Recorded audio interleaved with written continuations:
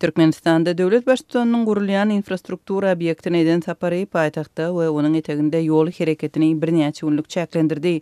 Azatlyk radiosynyň Aşgabatdaky habarçysy prezident Gurbanguly Berdimuhammedowyň 10-njy ýanwarda Owodun depede gurulýan benzin zawodyna eden saparynyň öň ýanynda 8-nji ýanwarda polisiýanyň şäherleriň arasynda gatnaýan hususy taksileri çoğunludan kovup çykaranlygyny we paýtagtda barýan ýollary 3 günläp çäklendirenligini habar berdi. Habarçymyzyň sözlerine görä häzirki wagtda ýurtda demir ýol we uçar biletleriniň dowam edýän gytçylygy sebäpli şäherleriň hem vilayatlariň arasynda gatnaýan taksiler ilat köpçüligi üçin esasy el ýeterli gatnaw mümkinçiligi bolup durýar. Resmi bolmadyk taksileriň hususy ulag sürüjüleriň hyzmatlary has arzan we el ýeterli hasaplanýar. Eger uçar biletleriniň emeli gytçylygy we otlularyň biletlerini satyn almakdaky kynçylyklar hasaba alynanda taksi zerur gatnawlar üçin ýeketäk mümkinçilik bolup durýar. Awtobuslar hem bar, emma ular gaty hayal we oňoýsuz dip Azatlyk radiosynyň söhbetdeş bolan Aşgabatyň ýaşaýjy aýtdy. Soňky birnäçe ýylyň dowamynda vilayet belgili taksiler paýtagta goý berilmeýär.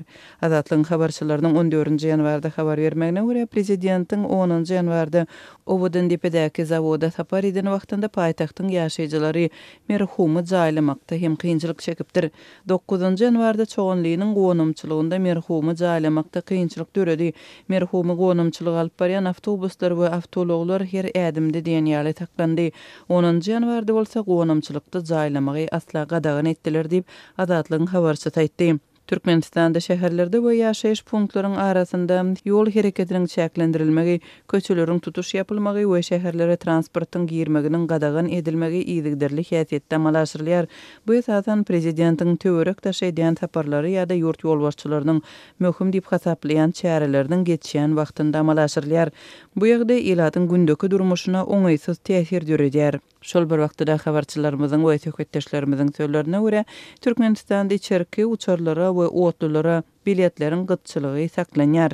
İçerki reýslere biletleriň bahasy bilen baglylykda doly edenetdilik dowam edýär. Meselem Daşoğul barada edilendi 25-nji dekabrda Daşoğuldan Aşgabada akşamky reýse bilet satuwda ýokdy, emma resmi narhy 85 manatlyk bileti 150 manatdan satdylar. Uçarın içi bolsa şonda tas boşdy.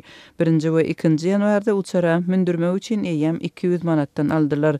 Dip habarçymyz bilen söhbetdeş bolan ýolagçy uçar biletleriniň para berilende el ýeterliligini görüňberdi. Onuň sözlerine görä Daşoğuldan Aşgabada gatnaýan taksileriň bahasy hem täze ýyl bayramçylygynda çak bilen 2 gymmatlapdyr. Azatlygyň Türkmenistandaky habarçylary demir ýol biletleriniň gytçylygynyň hem saklanýanlygyny belläp, otlulary biletleriň döwlet bahasynyň plackart üçin 30 manat, kupedäki ýer üçin 50 manat bolsa da biletleri bu narhdan satyn almagyň kyndygyny belleýärler.